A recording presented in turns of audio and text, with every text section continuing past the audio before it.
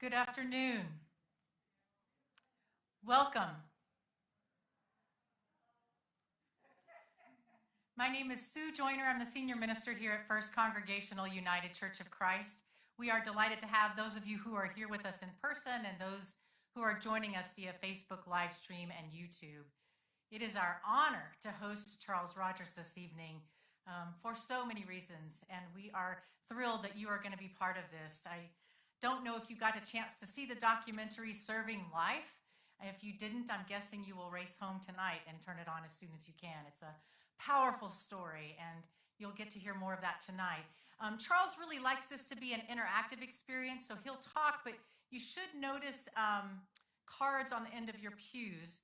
To be COVID safe, we're not going to walk around with a microphone, but we will pick up cards with questions. So if you have questions for him, please feel free to write those, and someone will come along and pick those up. It's also my honor tonight to introduce to you Ann Edenfield-Sweet. Ann is the director of Wings for Life Ministry, also an incredible organization doing amazing work here in Albuquerque. And she's been around for a while and has amazing stories to tell. So I'm delighted to introduce you to Ann, because one of the questions you're going to have is, what can I do? And Ann will help you answer that question for you. So please join me in welcoming Ann Edenfield-Sweet tonight.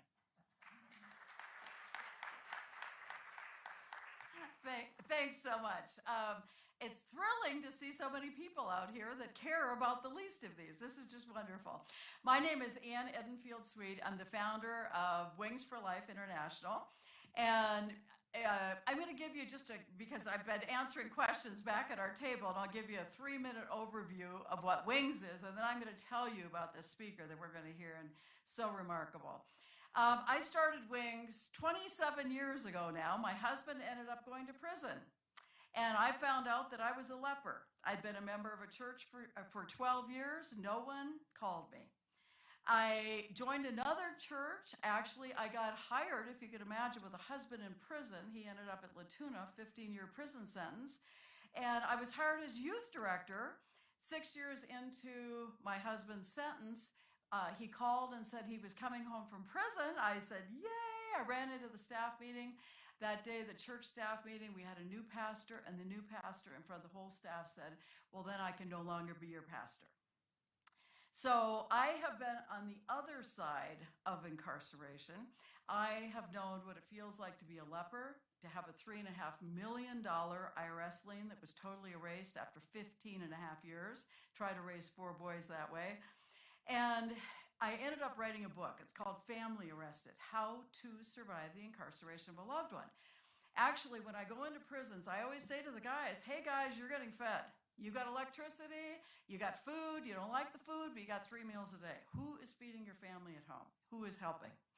So I was blessed to work with Chuck Colson. I got a grant from Chuck Colson to start Wings. It was going to be Angel Tree, Angel Wings. I said, Wings, what do? We embrace, we love, we comfort, and we bring people into a safe arena. We share Christ's unconditional love with them. We treat everyone as a child of God. And so I got a grant 27 years ago from Chuck Colson, started in our first church here. We did a Christmas, Easter back to school. Then in 2002, our Secretary of Corrections in New Mexico said, hey, I've heard about these parties that you do out in the community. Would you do one in our prison?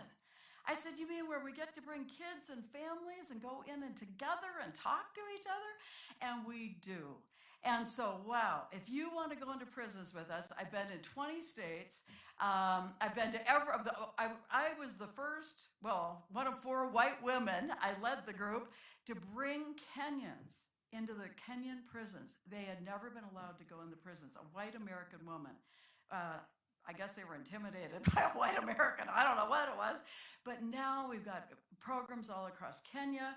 I've been all over India. And now we have very, very active programs in Liberia. I talk to our director probably about every other day over in Liberia, West Africa. And as soon as COVID lifts, we're going back to Liberia. You can go with us.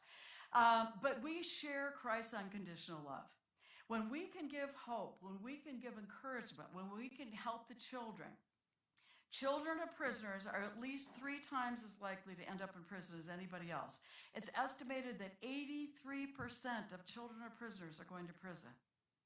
1 out of every 2 American families, and I'm the number 2 here, will have or already have had somebody in prison. 1 out of every 3 adults, just start counting out here, have a criminal record in America today. What is wrong with our society? Let's teach, let's educate, let's work with people that are troubled. You're going to hear about his story. Charles is the most wonderful man, and I get to meet the greatest people in the world. I say most of them have been in prison or are in prison, but Charles, I went down with him and Michaela on Wednesday evening. He talked to every juvenile, every male at YDDC. Every one of those kids had been homeless at some point. Every one of those kids had addiction. This is part of his story. In and out of foster homes, 10 foster homes by the time you're 17, trying to protect, had to take a bus, listen to this one, from Boston down to be with his mother in Alabama to protect her from the abusive boyfriend. That's the kind of man that was here, but he ended up going to prison because he was stabbed the boyfriend who was trying to kill and rape his mother and his sisters. This is the kind of life that our kids are growing up in. And we can make a change. You're in a church, it starts with the church. It starts with caring people. And so I can't wait for you to hear Charles' story. He grew up in this incredible childhood that, thank heaven, I never experienced. But he overcame it. He ended up going into Angola prison. If you haven't heard of Angola, it was the toughest, roughest, worst prison in America until a warden came in that was a Christian, Burl Cain. He turned it around. And Charles is going to share his story. And then he became one of the very first seminarians in Angola. We have a seminarian here today. Osi waved to us. He came out of our seminarian program. He graduated out of Hobbs. Hobbs, New Mexico, we are proud to say, is one of the first states that has the seminarian program. And Osi is out and graduated from that seminarian program. But here was Charles, a seminarian, and then trusted to go in and do hospice with men that were never going to get out of prison. They were going to die, and they were going to have a white, unmarked cross left on the grounds of Angola. And this man went in, changed the diapers, and held their hands, prayed with them, and was there for them. What a wonderful man. Help me welcome Charles Rodgers.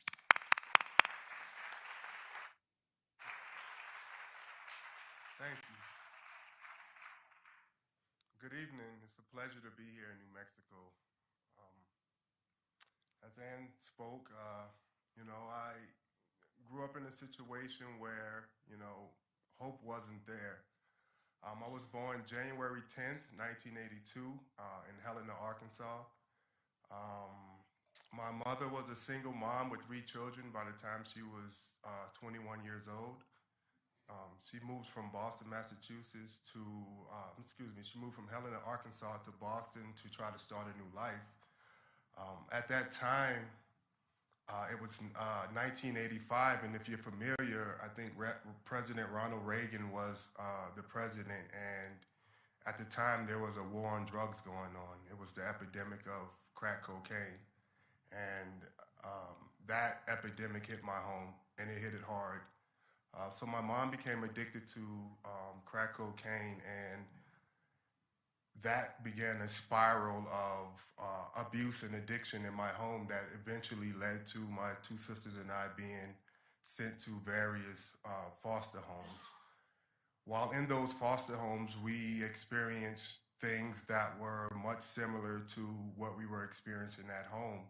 And so as a result, the state of Massachusetts would step in and they would send us back with our mom. So we were between, I guess, basically 2 very complicated situations. And so as children, we got to, experience a lot of abuse and heartache at a time when you should be loving and nurturing your children. One of the, I think, greatest impacts in my life during those times started when I started seeing my mom, visually seeing her being abused. And it began to put an anger inside of me.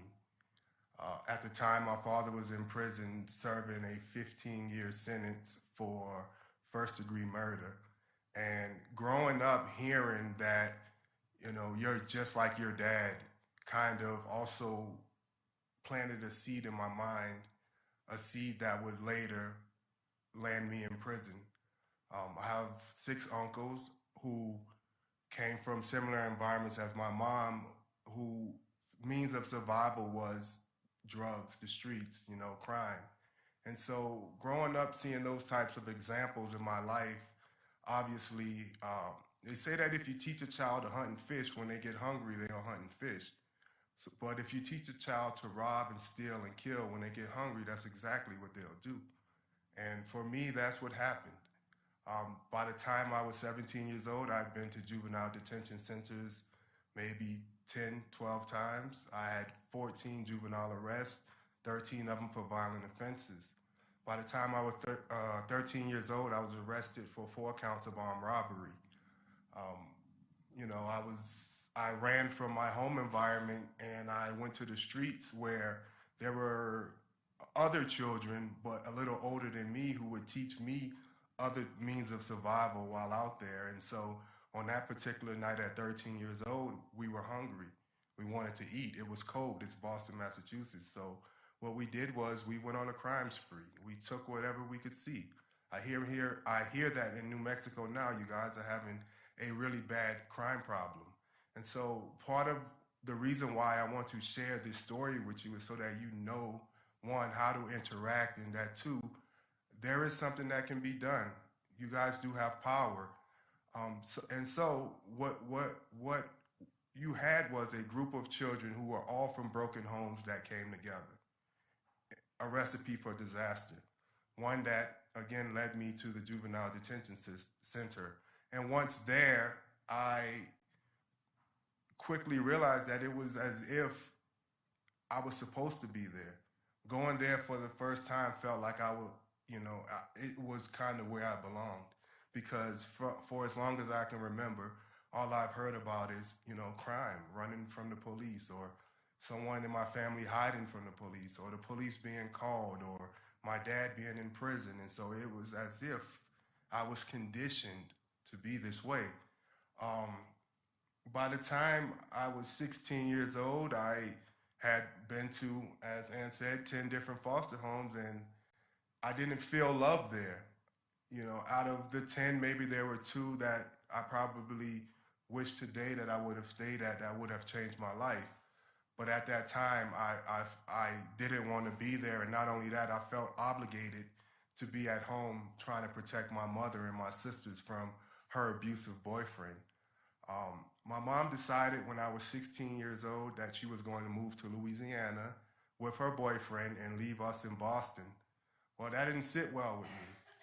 I couldn't imagine my mom being there in that state alone with that man. And so I decided that after she left that I was going to get me a ticket and get on a Greyhound bus and go down behind her, and that's exactly what I did. And when I got there, the violence continued. And, it had gotten to a point where I couldn't stay there anymore. And, here's something I like to say. My mom, on the picture right there, she wanted to be a good mom, but I don't think she knew how. I don't think that she was equipped with the parenting skills to do what she needed to do at such a young age. If you think she was born in the 60s, at a time where segregation still existed, poverty was rampant in, the African American community in particular. And so here you had a woman who had 3 children by the time she was 21 years old, moving from Helena, Arkansas to Boston, Massachusetts, a very fast city. And so what happened? She met a man. She met a man who was mentally faster than her, who was involved in crime and drugs. And so it took her in. And so this man, who, whatever his story is, he didn't know how to be a man. And, I've come to terms with who he is as a person. But moving to Louisiana and having to be basically living on the streets, I got desperate. I got hungry. And so I did what I knew how to do, or what I thought I knew how to do best. Obviously, I wasn't that good at it because I kept getting caught in retrospect. But I committed another robbery when I was 17 years old. Actually, just to show you a thought process, I actually robbed the place that I was working at. And then I was going to wake up the next morning and go to work as if nothing ever happened. A mindset, right? A mindset of ignorance, a mindset of just complete lostness, right? As we speak of it in the Bible. I was completely lost. And so I did it. And I actually was brave enough to get up the next morning and go to work. Well, I never made it to work because I wound up in the back of a police car. And at 17 years old, I thought that upon my arrest that I would be brought to a juvenile detention center. That didn't happen. In the state of Louisiana, a 17-year-old is considered an adult. Just FYI, in case you don't know, in the state of New Mexico, they hold 20-year-olds in juvenile detention centers. I just found that out Wednesday. And so here I was, 17 years old, in an adult male facility. It was violent. It was loud. It was aggressive. It was everything that maybe you have seen on TV and more. And I had to fight, and I had to fight often. A 17-year-old fighting 40-year-old men didn't always go in my favor, but I was taught to stand on my own, and I was raised in an environment that I honestly felt conditioned me for the prison system. And so at 19, I decided that I was going to go to trial because they were offering me a 20-year plea. And I couldn't comprehend that. And so I decided that I was going to go to trial. And I did. I went to trial, and I was found guilty of armed robbery. And I didn't know at the time that I committed the crime that in the state of Louisiana, armed robbery carried a sentence from 10 to 99 years, which meant that the judge could give me a minimum of 10 years. He could give me 30, 40, 50, or even 99 years. Well, based on my juvenile record, the judge considered me a menace to society, and he decided that he was going to give me a 35-year sentence. At the time, I had no idea that I would receive a 35-year sentence. But also my pride didn't want the judge to know that he had broken a part of my spirit. And so when he sentenced me to the 35 years, I laughed. And I laughed in his face as if to make a mockery of him. In the back of me, I could hear my mother screaming and crying. And I looked back and I told her, "Don't worry, I'll get out before then." In ignorance, mostly because I didn't want the judge to know that he had hurt me. Because that's what we were taught, pride. Never let him see you sweat. Meanwhile, back in my cell, I cried until there were no more tears because I had no idea how I was going to serve a 35-year sentence. And in the state of Louisiana, 35 years meant that I would have to serve exactly 29 years and 9 months, 85% of that sentence.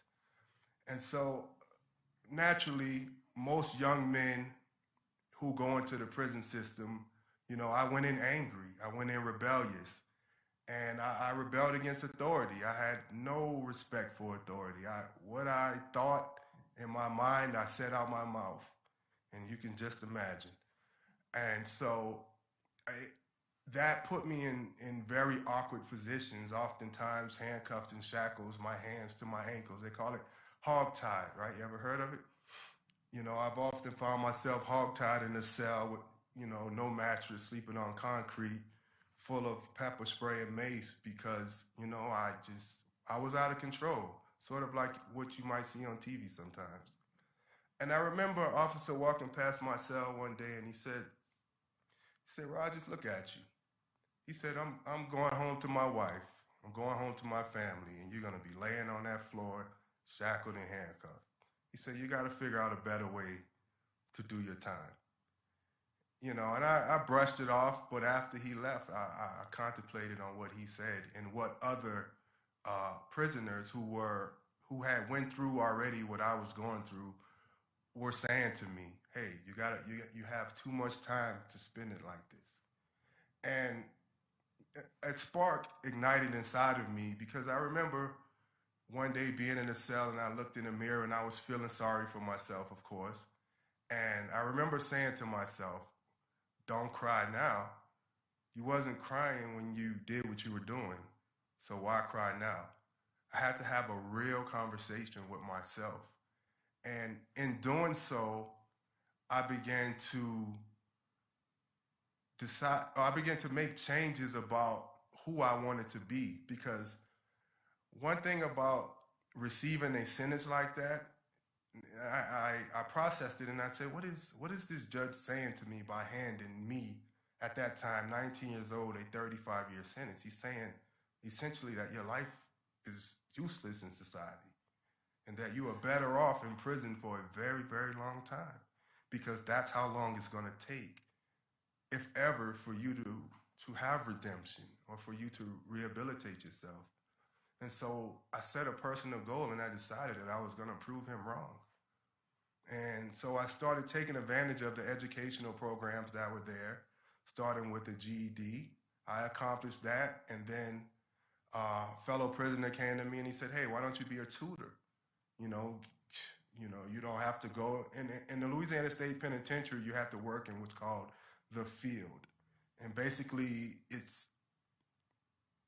Angola has 18,000 acres of farmland. So you worked farmland. You picked peas and you picked corn and you worked hard. So he said, why not, become a tutor? You don't have to be out in the elements, and you could help some guys get their education, and you get to make 20 cents an hour. So it was a great opportunity for me, and so I took it. And yeah, from there, another fellow prisoner said, man, they're starting a college program here. It's an associate's and bachelor's program in humanities and business. Why not? And I, at that point, never imagined that I would go to college, let alone get a GED or even finish high school. And so I got involved in that program. And then another prisoner came to me. And I'll say this, a lot of times we have a concept of what prison is and how prisoners are, but most times TV doesn't always show you that there are men and women in there who have acknowledged their mistakes and who are actively working to make a difference, even with life sentences. In fact, it was the guys who were serving 100, 200 years life that were most of the ones who were trying to teach the ones who were about to go back out better. And I was grateful and blessed enough to encounter those people. And so from the associate's degree program, I went to the bachelor's degree program, where I struggled and I fought and I finished with a bachelor's degree in Christian ministry, underlining Christian counseling, in 2010. And up until that point, I think I had been in prison about maybe 6 or 7 years. I still had another 22 years to go. And so I was figuring, what next? And so from the degree program, I went to mechanic school, and then, trade school, and this school and that school. And finally, I was looking for something more, something more fulfilling for me, because education had gotten me so far, and it had most certainly opened doors for me inside of prison that put me, I guess, in as comfortable of a spot as I could be in under the circumstances. And then I heard about the hospice program, where we were able to go and sit with our fellow prisoners who were diagnosed with terminal illnesses and given 6 months or less to live. At the time that I signed up for the program, I had a concept of what it was, but had no real idea of the emotional toll and impact that it would have on my life being a part of that program, and also how it would change my life and even have me, or even give me the ability to be standing before you guys today. Um, in that program, I've watched over 100 people die, saw men take their last breath and leave this earth. And there was something so humbling about being a part of that. Um, you have to think, here I am, a man in prison, heterosexual man in prison, having to change the diapers of other grown men, having to bathe them, feed them, change their sheets, bring them outside if they wanted. Everything that you could imagine, you know, that they would need in that circumstance, we did, except whatever the nurses had to do, which was like administer morphine patches, which was another thing. The level of trust that the wardens had to have for the inmates in that program. You know, you had prisoners that had patches of morphine on them that you could peel off if you chose to, if you had an addiction in youth, and put it back on, and they would probably never even know. You know, there was a level of trust that had to be there in order for the administration to leave a convicted murderer, robber, in the room with a dying man with the door closed for hours on end. And we, in that program, earned that particular trust, and we cherished it. And it gave us a sense of value that I think opened up an even deeper moral compass and value for human life. So at the start of that program, just to rewind a little bit, I went to the orientation, and when I got there, I noticed that there was a camera crew in there. And they gave us a release form saying, sign here if you don't mind being on camera. And I took the form and I looked and I saw Oprah Winfrey Network. And I said, well, wow, you know, I wasn't expecting this, but this is a added perk. Some of the prisoners backed out. They said, hey, I don't want to be on camera because what if they make us look bad? I remember reasoning within my own mind saying, well, I got 22 more years to go. What do I have to lose? Sign me up. And I did. And through that documentary and those people you see right there on the screen right now, I met those people through that documentary, and those people fought for my freedom for 5 years, spent over, I would say, $100,000 on my entire circumstance. And after 5 years, I was released from prison in a way that I think only God can do, because the judge that sentenced me retired, and his son took his place. And his son actually called me back and said, hey, there were some things, basically in a nutshell, that we missed. We forgot to look at, or we did not consider that at 13 years old, what were you doing outside at 1 o'clock in the morning? What was going on in your life at that time that you would have so many arrests, or that you would be in and out of the foster care system so much? What was going on in your home? And so the same circumstances that were used as aggravating circumstances came back and were used as mitigating circumstances to reduce my sentence after I served 17 years. So, I mean, today I stand here knowing that, you know, it was only by the grace of God and people who believed in me that I'm here, and that in my mind I know, had I not met those people or signed up for that hospice program, or even got that first GED and started on that path, that I would not probably be standing here today, because I'm still supposed to be serving another maybe 16 more years or so right now. That's what I have right now. I definitely wanted to open up the floor for some dialogue, questions, if any of you have any written down. I think the volunteers will pick them up and bring them to Michaela, and she will read them, and I'll answer them.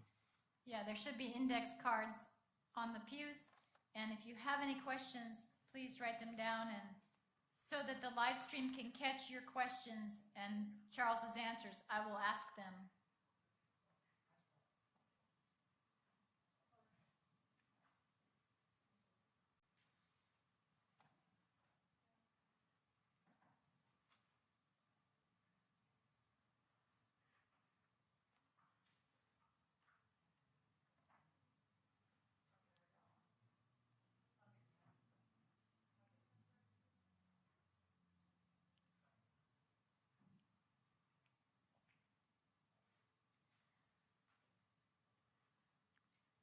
All right, this is particularly relevant to our experience. My name is Michaela Bruzzese, and I've been working with Charles.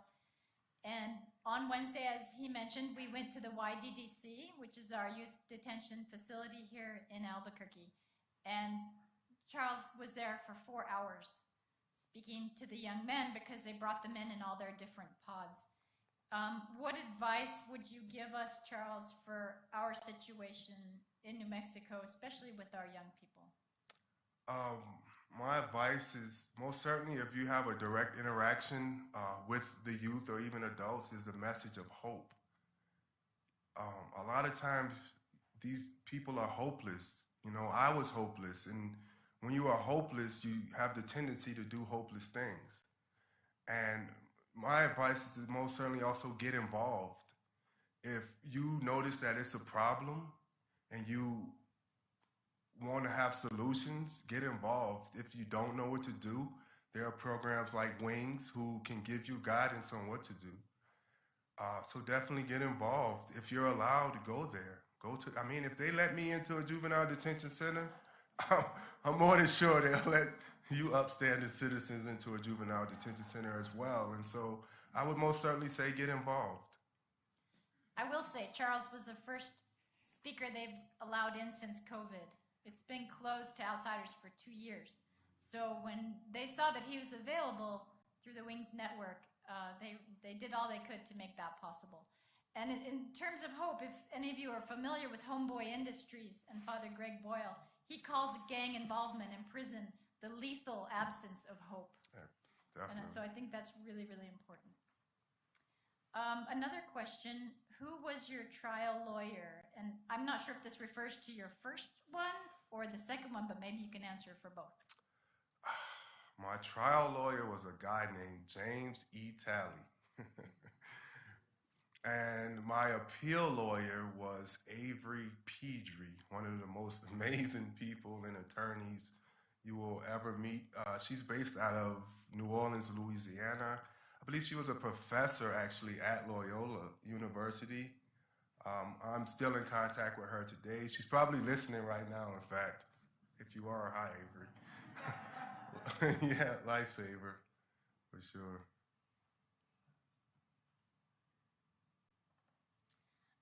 Okay, some more questions. How can we change the laws, legal system, so that mitigating circumstances help young people stay out of the prison system and get the help they need? First, let me say this. Some of us have to go to prison. Some of us, there are at certain stages in our life, we do things that require us to be there. I think that for me, the biggest thing is, what are we doing with them while they're there? If we can't catch them before they go there, we have their attention while they're there. And so some of the sentences that are handed down, I think, are excessive, and that if there was an incentive-based sentencing program, for example, let's say the judge said, okay, Charles, I sentence you to 35 years. However, if you accomplish A, B, C, and D within 3 to 5 years, then we'll call you back and reconsider your sentence. But in instances where they're like, all right, Charles, we give you 29 years and 9 months, 35 years. I'll see you in 30 years. There is no in-between to monitor the progress of the people serving the time. And so I would say that with legislation, I'd ask that there be checks and balances to monitor the progress of the people that we are sending to prison, because the reality is the majority of them will come back out into our communities. And when they do, how do you want them to come out? Do you want them to come out angry and bitter? Or do you want them to come out educated and rehabilitated and reformed? I think that was one part of the question, if I missed. I think, yeah, you covered it. Okay. And if we have any legislators with us, hopefully that can be taken to our legislative process. I don't know. Okay, next. Why are the crosses in the cemetery at Angola left nameless? And while you're speaking of Angola, could you please talk about the history? Okay, so Louisiana State Penitentiary was once known as the bloodiest prison in America because more inmates were killed there by other inmates than anywhere else. Why the crosses are blank, I'm actually not sure. I never thought about asking that question. So when a person dies in prison, in Angola in particular, if no one claims their body, the volunteer, me and others, we clean the body, we bring it to the morgue, and then we prepare it. We put them in the casket, and then we bring them to the burial site, and we bury them. All controlled by inmates, while the guards stand on and watch. And so I'm not sure why there are no names on the crosses, actually. Okay, and can you go back a little further? Why is that area called Angola? Angola was because slaves were brought there from Angola, Africa, and it used to be a slave plantation. Okay, thank you. Did you parole out? I did not parole out. My sentence was vacated because the United States Supreme Court had determined first in a case called Florida versus Graham that it was unconstitutional to give juveniles who did not commit homicide life without parole. And so that helped my situation because I was basically a juvenile sentenced to 35 years, but in the state of Louisiana, a law had passed saying that a juvenile was eligible for parole for murder after 25 years. So essentially, I was serving time for robbery. I was serving more time for robbery as a juvenile than a juvenile who committed murder. And that was the reason why the sentence was reversed by the judge. I was released without parole or probation, just credit for time served and let free. Okay. Thank you. And what ministry do you currently serve in related to jail or prison ministry? The only ministry that I serve in is writing to my friends who are still in prison. That is my own personal ministry. I'm not involved in, beside what Michaela and I do, and now Wings of Hope, what we've done. The only thing I do is just support my friends who are currently in there. Avery Pedri, to my far left, she's been awesome because she takes referrals from me of my friends that are still in there, and she takes their cases pro bono. And it's just something that we do in silence. It's not, it's just something that we do. In fact, I have a friend who was sentenced to 43 years who Avery, who was my appeal attorney, had her group take his case, and they worked on his case, and he got out 7 months ago. And so that's just something personal that we do to give back. Maybe you can speak to what your occupation is now and how that relates to your time in incarceration. Okay, so since I had so much time and I realized that education was the best thing that I could do because, it helped brainwash myself, essentially. I wanted to be the opposite of everything I ever was before, and I found that through books and education and my faith that seeking knowledge did that for me. And so from mechanic school, I went to air conditioning school because I reasoned in my mind, and this is hope right here, because at the time that I started air conditioning school, I didn't know when I was going to get out. But I said, if I do get out, at least I'll have some type of, hands-on skill so that I can go to work and be able to make a living. And so I spent 2 years in air conditioning school, and when I finished, I was released about 3 months after that, and I went to work doing air conditioning sales and services. And this picture right here is just all of the certificates in different classes, programs, whatever they had, I took it. And I told the juveniles the other day, if you're sitting there and you're going to be there anyway, and you guys, taxpayers, you're fronting the bill, why not take advantage of the programs that are there?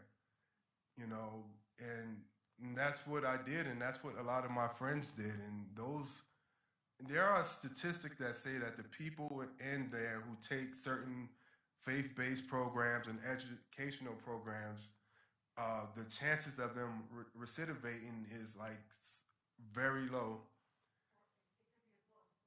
As low as 4%, and so it works. Thank you. So along those lines, do you consider your prison sentence a blessing? I feel like it didn't have to come to that.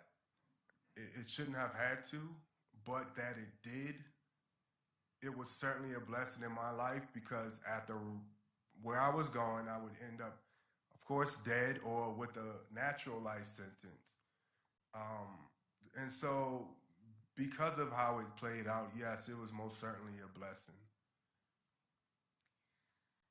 All right. To update, also, you were speaking about your profession now. People would like to know your personal life today, marriage, children, and how are your siblings, your mom, Jawan was in the video, your son? Well, when I got out, I hadn't seen my mom for a month, and she flew down, surprised me with a visit, and she stayed about 2 months. There she is again. And then she went home back to Boston, and 2 weeks later, she passed away. Yeah, and so after her funeral, my sister handed me a box, and in the box, there were 2 sticky notes. And on those sticky notes, she had written down prayers 5-6 years before my release. God, please let my son, Charles Rodgers, out of prison. And so, yeah, another thing, she completely changed her life. She took my son, when I went to prison, she got my son when he was around 6 months old, and she raised him until he was 17 years old. Right now, my son is in Greece. He's in the army. He's going from Greece to Germany to everywhere else around Europe. And he's doing great. He's married now, and I'm actually a grandfather. Yeah, and that is my baby girl right there. She's 2 years old now. Her name is Mila, and this is my partner right here, Chanel Vargas. And, life is great.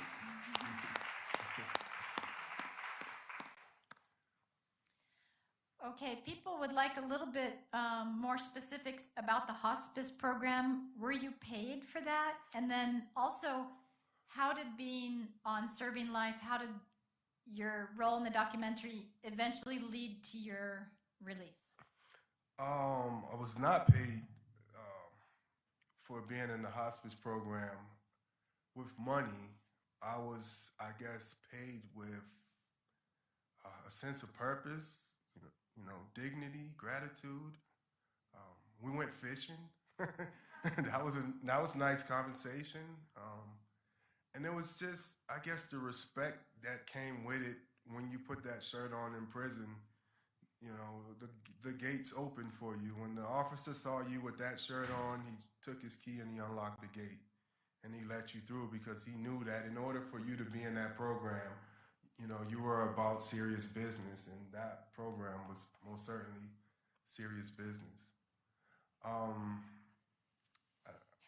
How you were released. But before you get to that, could you also speak to the other men profiled in the documentary, Justin, Shahid?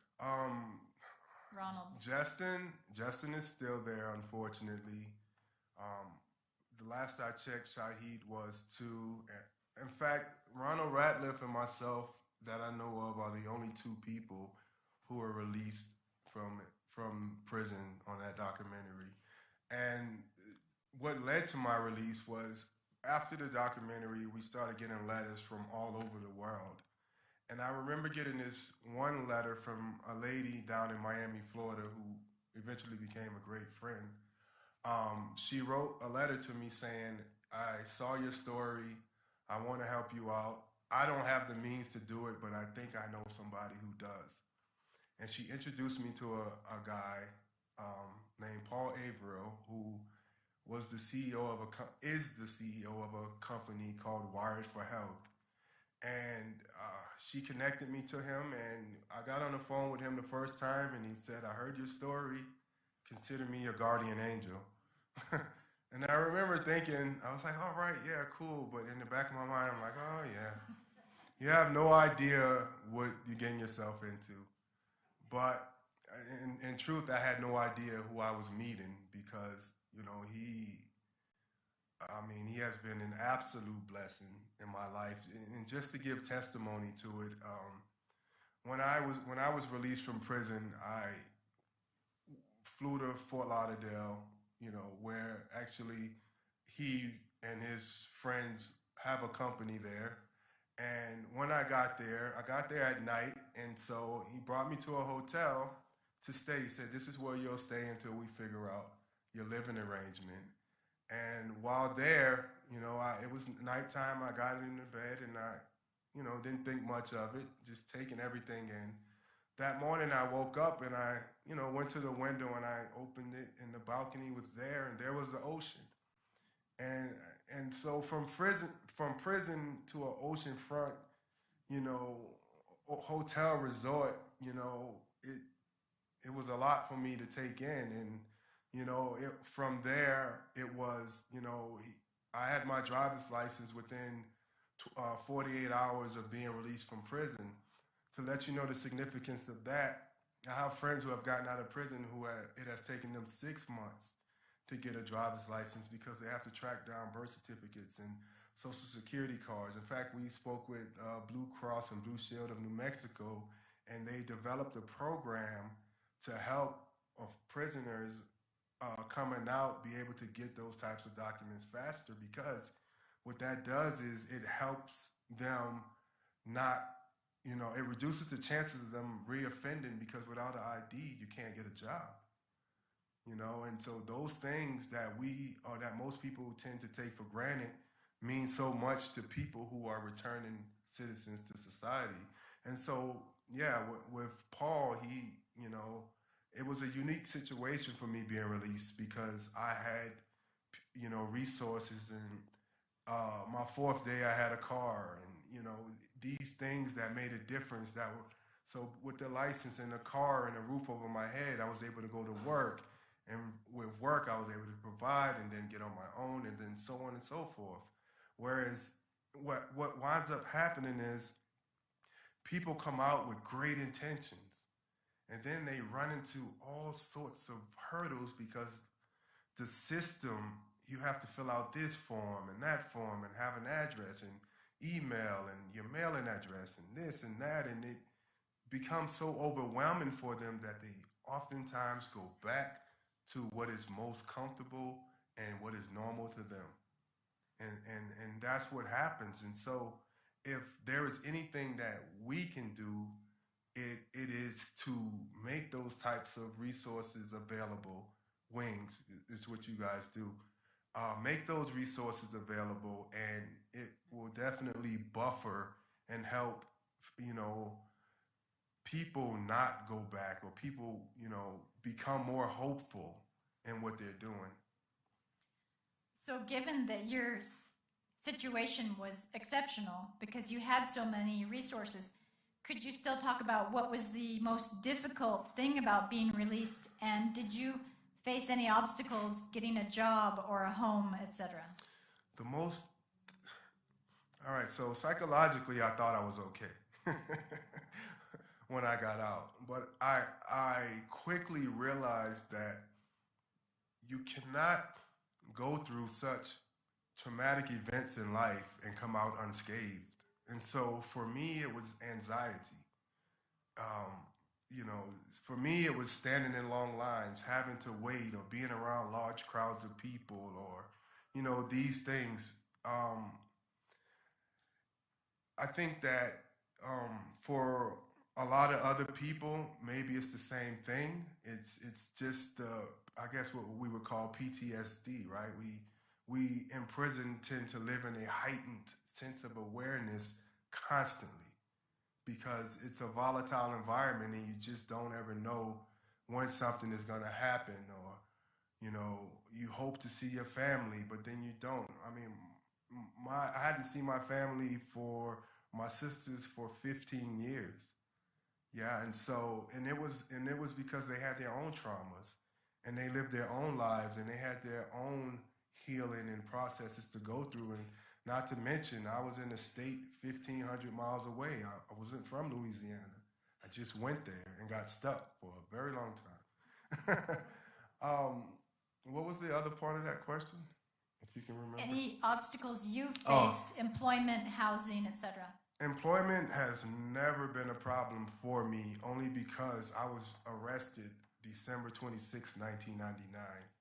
Most employers go back on background checks 5 to 7 years.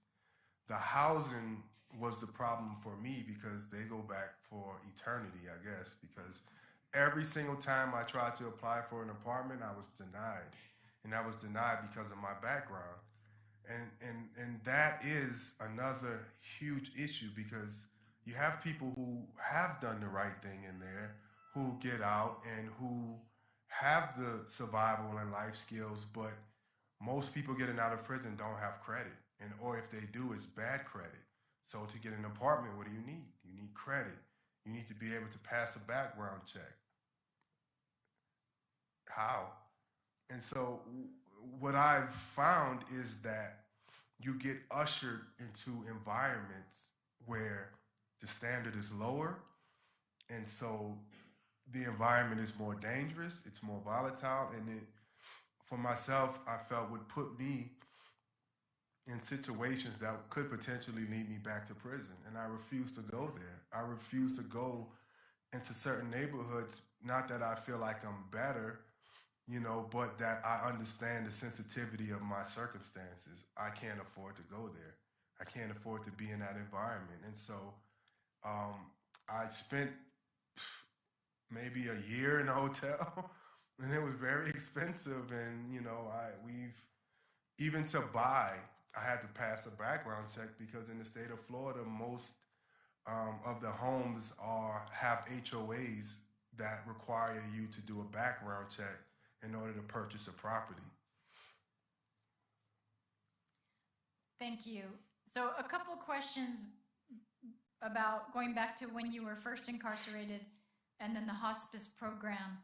So a question here, why were you so angry and what made you change? I felt like I was the victim. And it took quite a few years for me to realize that, and this is a common denominator for a lot of people who come from, my circumstances. And let me also say this, that my story is not a unique story. It's a story that belongs to hundreds of thousands of other people across the world. I am here only as an ambassador for those people who maybe are not able to articulate themselves in that way, or not here, or maybe they're in prison right now. And so this story is not a unique story, and I think that I know that there are a couple of other of my brothers here who have served time, that might be able to relate that the story it's usually very similar. The difference is that, the anger came from feeling like I was the victim and that life wasn't fair to me. And so if life wasn't fair to me, why should I be fair to life? That was my mentality, is that the world owed me something. And it took some years for me to get over myself and to say, you know what? there was a time when you were a victim. But because you were a victim doesn't mean that you have to victimize other people. And there were a number of things that happened in my life, in my early incarceration, that kind of started changing my mentality about my anger, because I wasn't addicted to drugs. I was just angry, and it was an angry rage. And it centered around just that, feeling like I was the victim.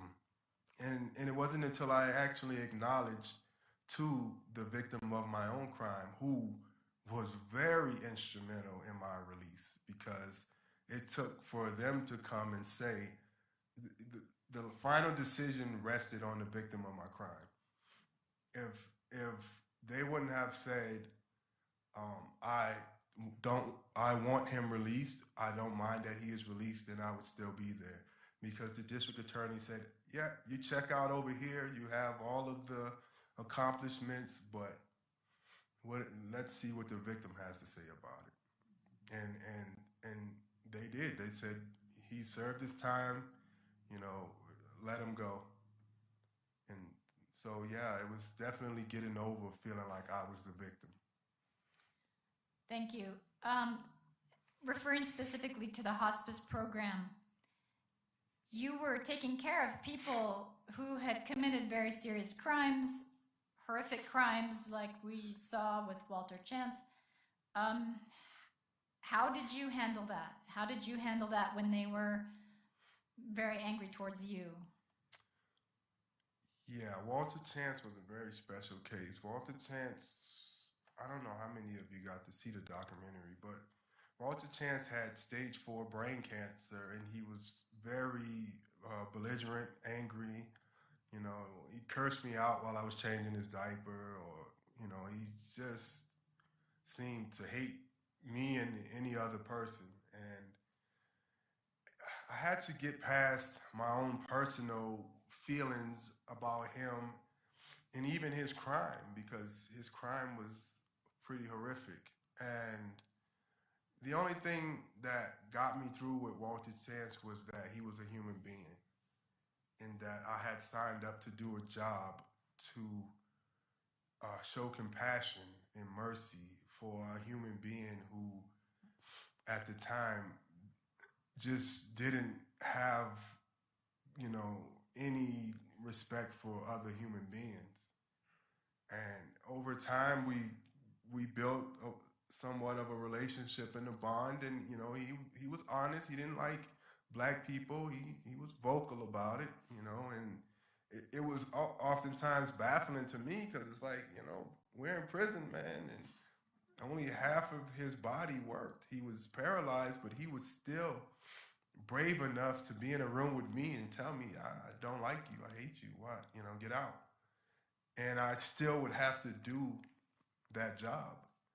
And the dialogue in the documentary between myself and Sandy was, I often questioned if there was the tumor growing on a part of his brain that made him react in such an irrational way. And to this day, I don't know, but he did wind up passing away. And before he did, we wound up building some form of a bond. Did you see the same change in other men who were volunteering in the hospice? And were there volunteers in hospice who didn't work out, who didn't like it? There were more that didn't work out, for sure. Most people didn't make it through the program because it's demanding. You have to work a regular prison job, and then after your prison job, you go to hospice. So even if you worked all day, you still had to get up and go at night. And even if you had to work in the morning, you still had to get up and go in the morning. It was volunteer work. I think for me, what I recognized with most of the men, or I guess I can say all of the men in the hospice program, was that it's a great sense of humility there, because we were looking at our own fate. My youngest patient was 23. The next guy, 37, 130. Walter Chance was 38. I was in hospice. I was 28 when I got into the program, something like that. So it was definitely a humbling experience for all of us, because we were watching what our potential future was going to be in that prison, and we still carried it out, day in and day out. And so humility was the greatest change that I saw in all of us. Thank you. We're going to turn now to the prison system in general, and clearly it seems that Angola and many of the prisons in Louisiana, while they have really harsh sentencing, they do have programming in the facilities. What would you say to citizens who are in prisons with no programming? That's unfortunate, because if, what is that saying? I don't know. It's probably not biblical, but an idle mind has a tendency to be the devil's playground. If you have nothing to do, nothing to put in, then nothing comes out, or what's in you will come out. And so it's very important to have those resources. And for institutions that don't, you're just warehousing human beings, and they're going to get out and they're going to be even worse. And I think that's the mistake that the government makes, is that thinking that it's a waste of tax dollars to invest into prisons when these people mostly are coming back out.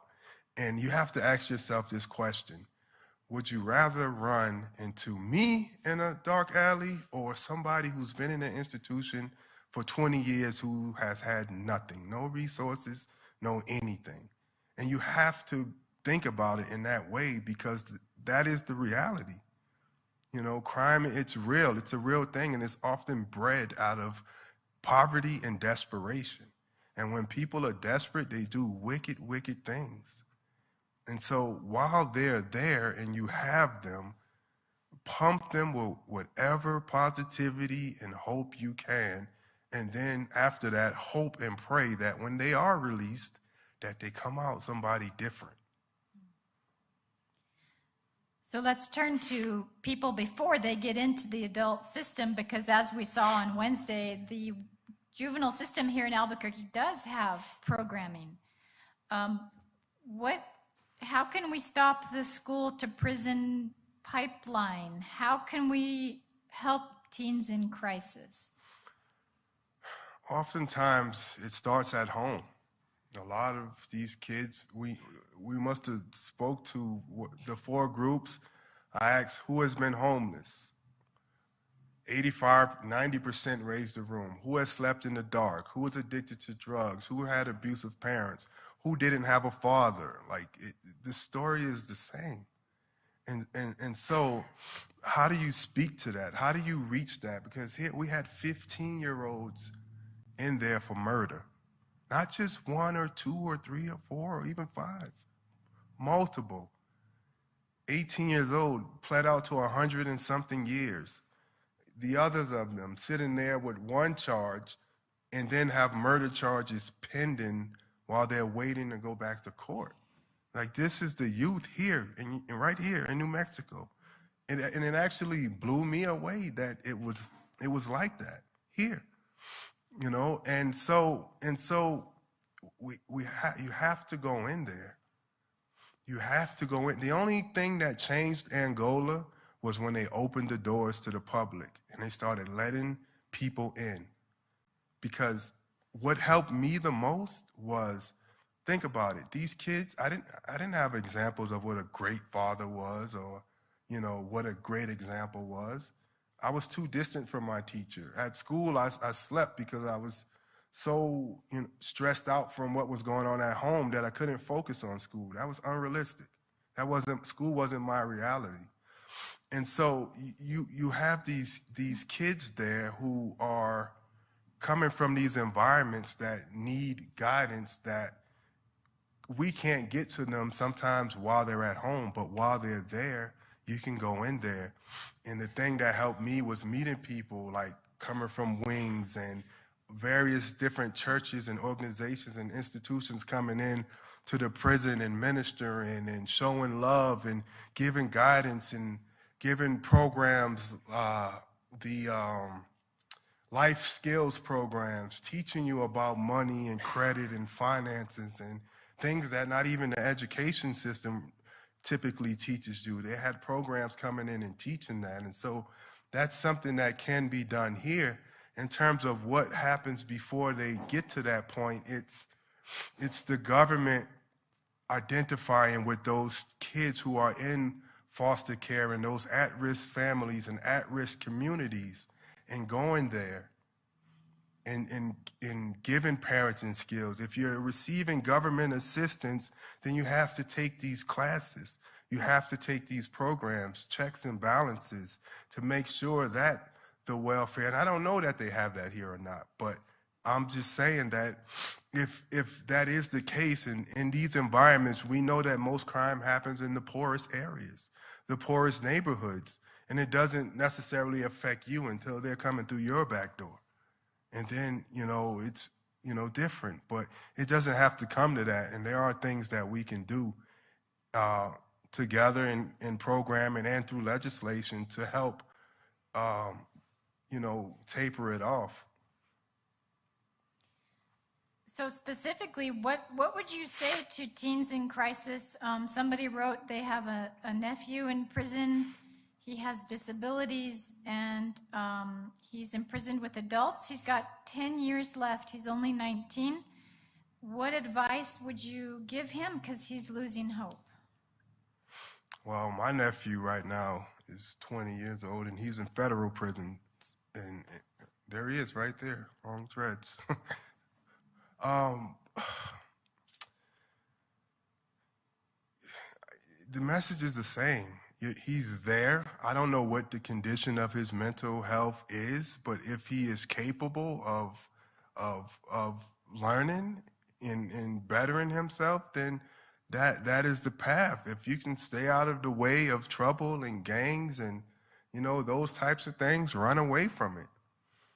I mean, I don't know the culture of New Mexico's prison system. I know that there are certain prisons where it's gang oriented. It's not like that in Louisiana. So, I mean, if there is a certain authority that he is under, then, I think that at that point, we reach out to people who have been incarcerated here in New Mexico, and they can guide, the systems here better, because each prison culture is different from state to state.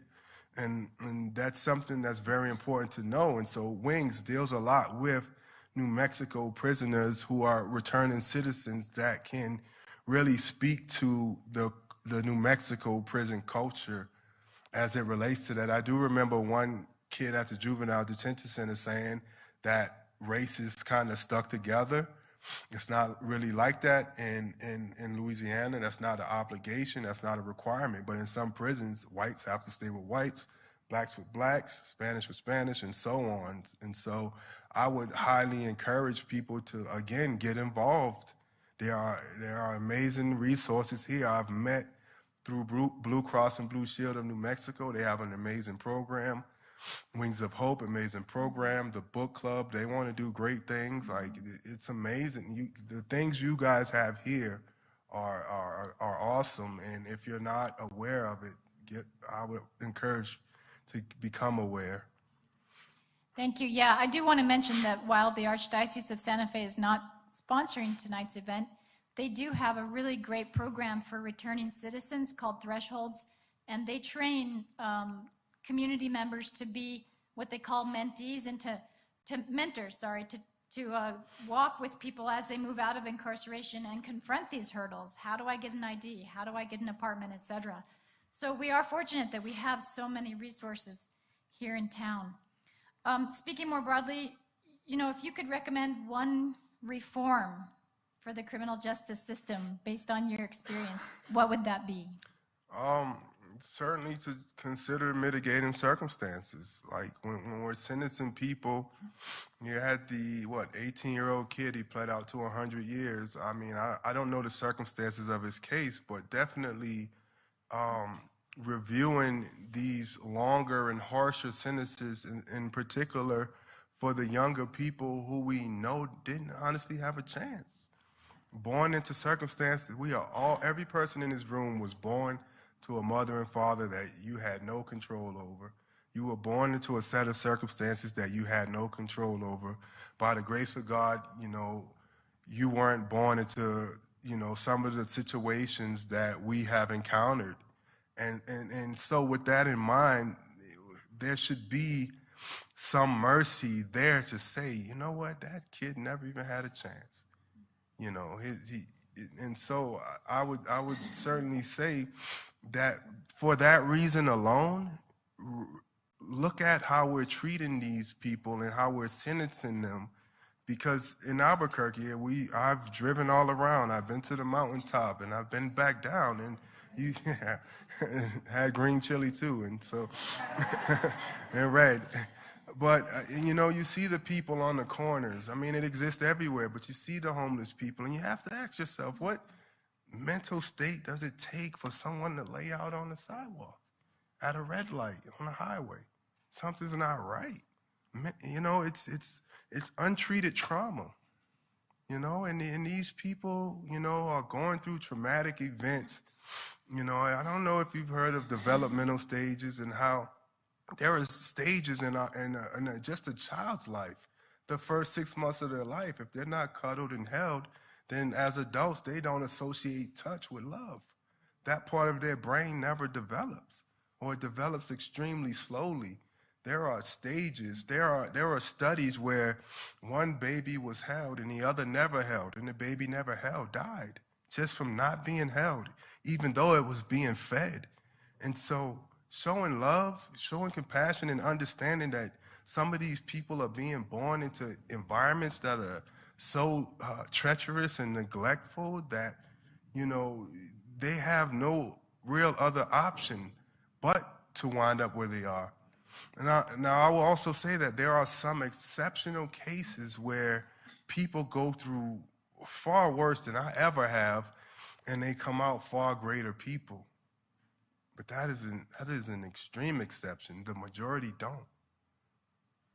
So that's what I have with that. Thank you. We're coming to the end of our questions, unless anybody has more. If you do, please bring them forward.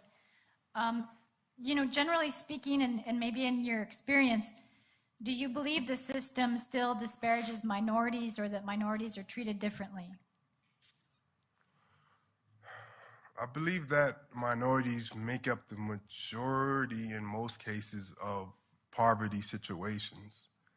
I guess in New Mexico, I think that Caucasians or whites are actually the minority, and that Hispanics are the majority. I think that culturally, I think it passes down like generational wealth and knowledge and things like that play a tremendous factor in how things are today. But I think that today you have somewhat of more choices, and that the government does, allow a path for anyone to go through. But we know that too, there is a buddy system that does exist that prevents certain people from moving forward over others based on either seniority or relationships. Let's be honest about it. If I have a friend or you have a friend and, there's a position, you're more likely to consider the people who are the most similar to you. Prejudice is a means of survival. It is to prejudge. We are biologically wired to be prejudiced. If something looks different from us, if someone is different, if they act different, we are automatically wired to first assess, to see if it's a threat first, and then allow, that person in or out. It's biological. And so it is actually us working against our own nature and oftentimes, and being able to identify with that. And so that same thing exists in the system, and I think it's I'm hopeful, and so I can say that I think that it is getting better, but that there is plenty of work to be done. Okay, thank you. A couple questions. One, can you talk about the importance of education? And this goes back to programming, but in prison, what that education allowed you to do? Education for me in prison definitely put me in. I realized early on that in the Louisiana State Prison, what you knew how to do with your hands and with your mind got you certain freedoms. And so I sought after certain skills. For example, I took electrical and electronics, automotive and automotive engine repair, because I knew that they would send me to a special facility to work on, state police cars. And at that facility, you had more freedoms. Like you could wear your regular clothes. I could drive a car. I could drive a motorcycle. I could do things that made me feel more free. I don't know how it is here, but I recognize that education in there gave me power and it gave me freedom. And so I sought that, and it worked for me. And I think you told me once too that you saw men change in prison, men who were going to school when they were carrying their books.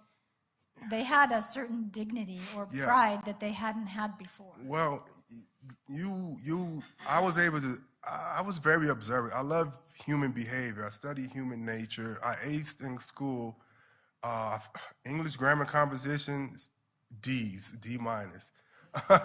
Abnormal psychology, counseling, world history, these things I learned that I was strong in, and that I think that the most fascinating creatures are on earth, are human beings. And I noticed that people in prison who had education were treated differently by the security. They weren't bothered.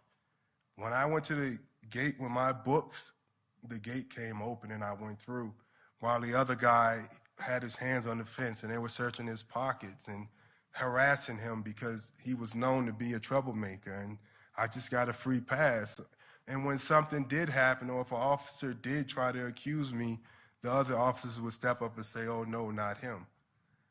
So it definitely distinguished you or other prisoners one from another. Thank you. And I think it speaks to the way you grew up. You were told that you wouldn't accomplish anything, but in prison you were given an opportunity to explore your intelligence and to better yourself. Right. And what you find too, that a lot of people in prison have low self-esteem, who they have, low educational levels, poor reading abilities. And so I overcompensated with physical bruteness to try to make up for really my own insecurities of feeling like, I wasn't enough or I wasn't smart enough. So, I had 33 fights in prison, and it was because I was really small, and I felt like that made me big. And you find that a lot. And I think that giving the prisoners the opportunity to have a greater sense of value by educating themselves fills a void in them that makes them feel more complete as a person and gives them a greater sense of value. As you've said before, treating people like humans, they act like humans. And when you treat them like animals, they most certainly will act like animals. Okay, we have two more questions. One very specific, again, and this seems to be a real need. Young people who are on this path, maybe they're not in the system yet, but they're headed there. What advice do you have for those of us who love these kids and are trying to get them on the right path? Is there any advice you have? We have to try to get to the root of the problem. I had a teacher once tell me that I was sleeping in class because I had worked all that night and I was trying to go to school in the daytime, and it was too much for me, and plus dealing with stuff at home. And she came and she slammed her hand on my desk, and I jumped up, and she said, in the hallway, I went, and she said, "You're going to be another statistic." And she was fuming. She was so angry, and I cursed her, and I left school, and I never went back. She meant well, but she didn't understand that anger is the last thing I needed. I needed love and compassion, and if she would have said, "What's going on?" I probably would have broke down and started crying. And so with those kids, before they get there and they're exhibiting certain behavior, we have to somehow get to the root of the issue and try to treat that issue. And then from there remain consistent. Because oftentimes we go in and we think, I'm the hero, right? I'm going to fix this problem. This is what you need to do, and this is how it's going to be.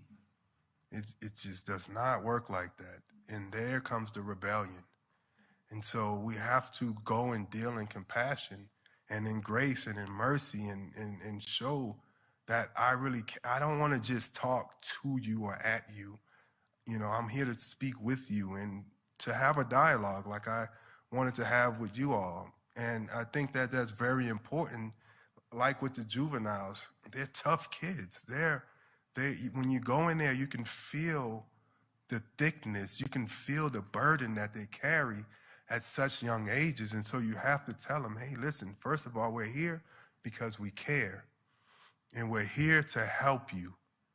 Now, how can we help you? They're going to tell you they don't even know.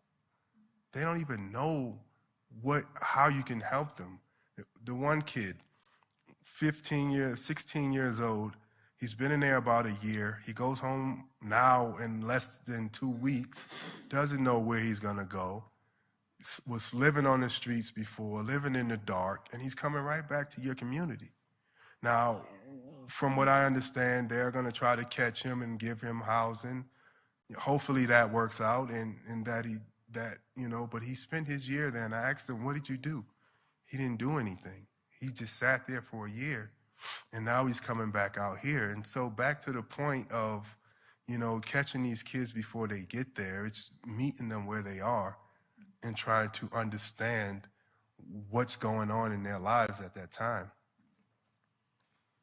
And being there with Charles, I can say that he spoke to them in a way that none of us could, because he has been in their shoes. And I just think that our returning citizens have a really crucial role to play as mentors to these young people if we can make those connections. I honestly can say that I say this most humbly, that without people like us, and I believe a couple of the other guys back there who have sat in that seat and been there, it's like we are translators, right, between you guys and them.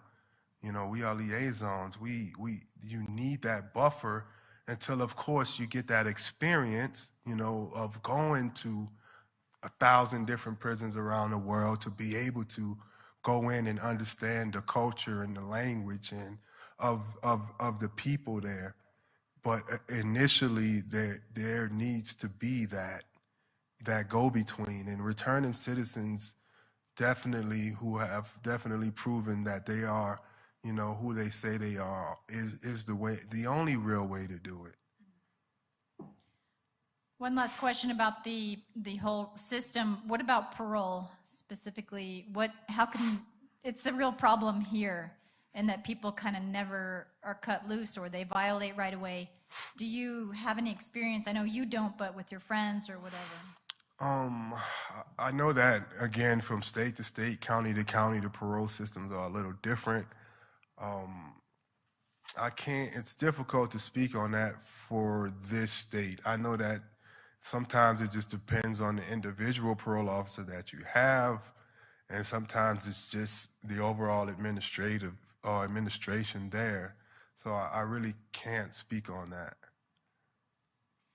Thank you so much. So the final question, tell us about your time in Albuquerque and how has that been, aside from not liking green chili? Shh. Jeez. I love it. I love red chili. Albuquerque, it's a place, I didn't expect it to be what it is. It's a hidden gem. I love the culture here, the atmosphere. All of the houses seem to be the same color, but I'm like, is that a mountain or is that a rock or is that a house? I'm like, but no, the longer I've stayed, we've been here since Tuesday, and the longer I stay here, the more I'm able to see the culture and, the community. And I think that it's a pretty, in a strange way, it seems close-knit, even though it's spread out. We've driven from one side to the other and back again, I think. And I just appreciate the experience, and I definitely know that we want to come back. So we didn't get to ride horses like we wanted to. Or a balloon. So, in closing, just a couple more comments. I really, really want to thank Pastor Sue and this church who welcomed us so warmly. Pastor Lynn Hinton, thank you so much. Ann Edenfield of Wings took us in when our other venues were suddenly canceled. Charles jumped headfirst into this project, helping me with my class, agreeing to be a co-teacher. I never told him I had 125 students, but even when I did, he stayed with it.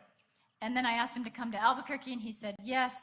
And I asked him to speak, and he said yes. And he's such a courageous and humble person. And it's just been a pleasure to have him here. I want to thank each of you for coming out tonight and for being open to the voice of a community that's really completely on the margins. And I just thank you for being interested in their story and in them as part of our community, a very important part of our community. So just practically speaking, this of course, no charge at all, but if you are so moved, Charles is out here on his own dime, and he's missed 3 days of work. So we're hoping to at least cover those expenses. And if you would like to donate, there's a basket at the back. Checks, cash, Venmo, you can see me. And also to observe social distancing guidelines, the church does dismiss by pew to just keep everybody safe. So they will take care of that. But I just really, really want to thank you again, everybody from Congregation Albert to Catholic community to the UCC community and beyond, all of you who work with the incarcerated and returning citizens. Thank you. And my students, thank you for coming.